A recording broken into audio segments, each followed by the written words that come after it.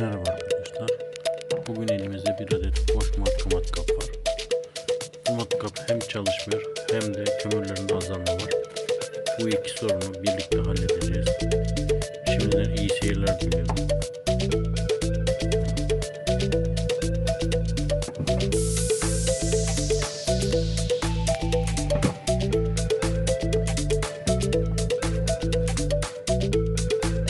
Öncelikli olarak kabzasını söküyoruz.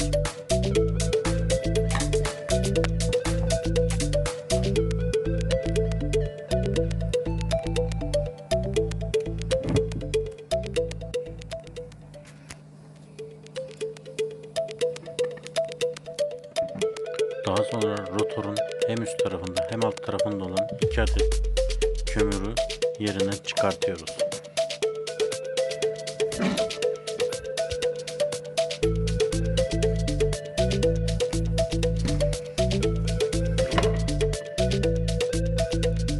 Kömürler yerinden çıkıldıktan sonra kolektörü gözle kontrol ediyoruz.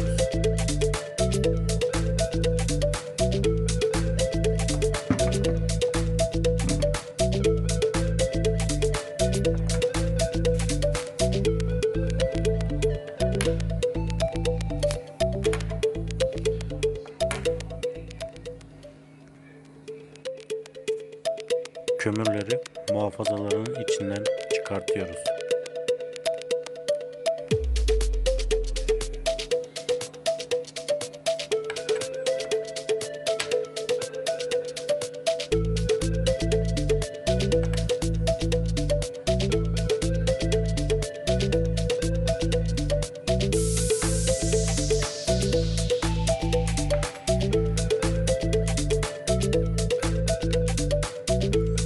Ve bu muhafazanın içine sığacak şekilde uygun bir yay temin ediyoruz.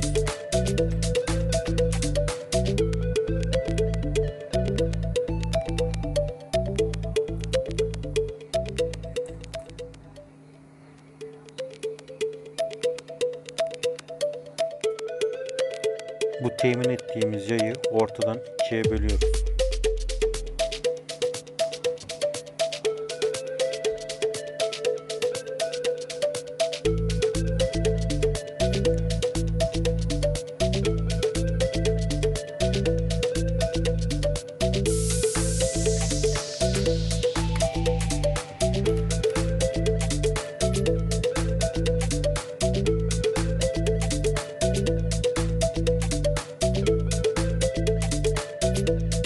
İkiye böldüğümüz yay ile kömürün iletken telini birleştirip muhafazanın içine güzelce monte ediyoruz.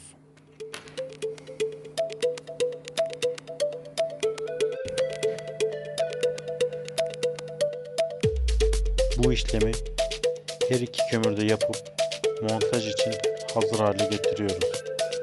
Daha sonra matkap üzerindeki yuvalarını düzgün bir şekilde yerleştirip vidalarını sıkıca sıkıyoruz.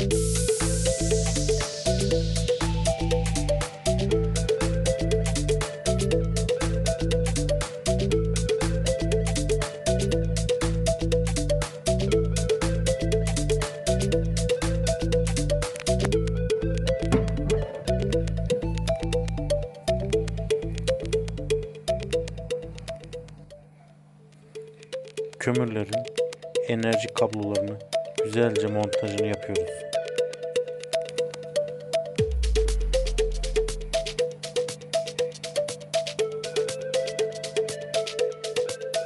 Bağlantılar tekrar gözden geçirerek olumsuz bir durumun olmadığından emin oluyoruz.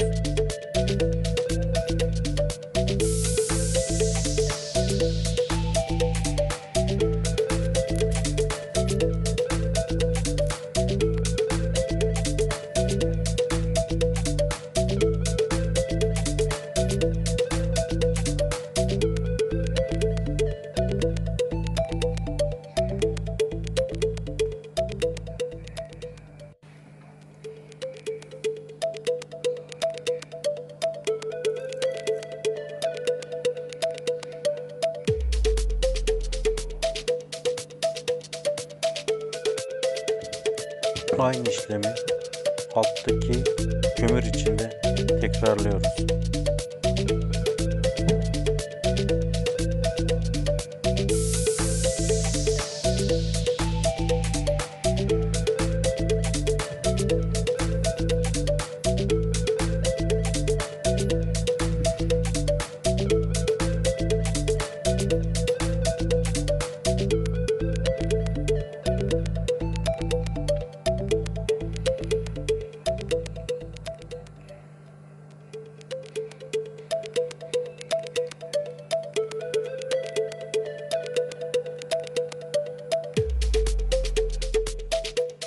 Bağlantı kablolarına şekil verip kabzenin kapağına sıkışmamalarını sağlıyoruz.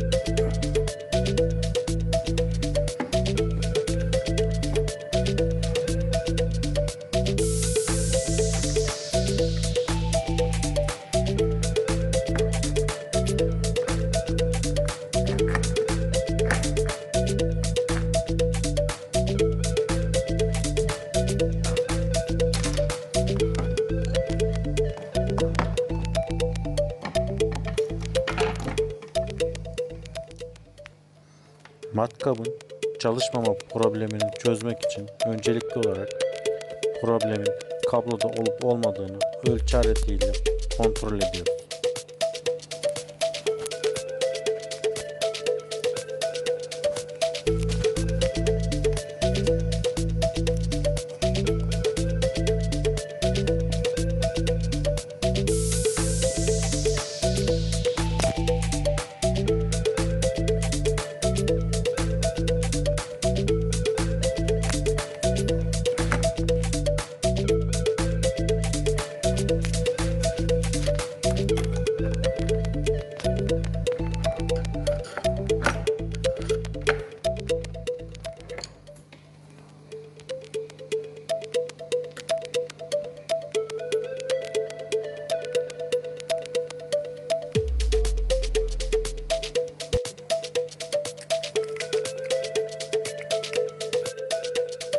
Bu kontrolü yaparken kabloda kopukluk olduğu zannedildi.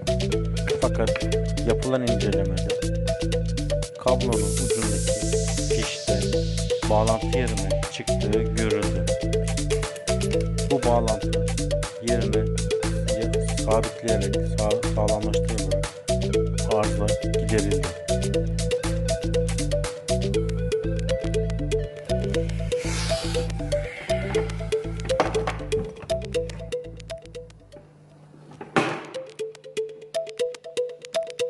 Matkabın her iki problemi çözüldükten sonra güzelce montajı yapılıp tekrar eskisi haline getirildi.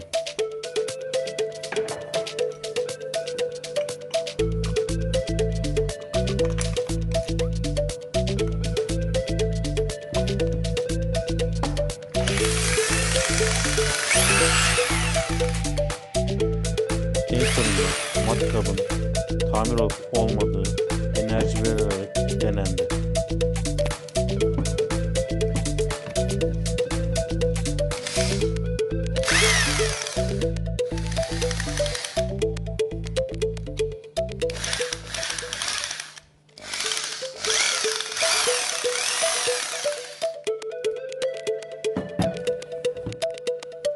Tüm bu işlemleri yaparken matkabın herhangi bir yerinde başka bir arızaya sebebiyet verilip verilmediği, matkabın tüm fonksiyonlarının sağa sola dönüşünü kontrol edilmeyi denedik. Bu tarz videoların devamı için videomu beğenmeyi, kanalıma abone olmayı unutmayın. Hoşça kalın.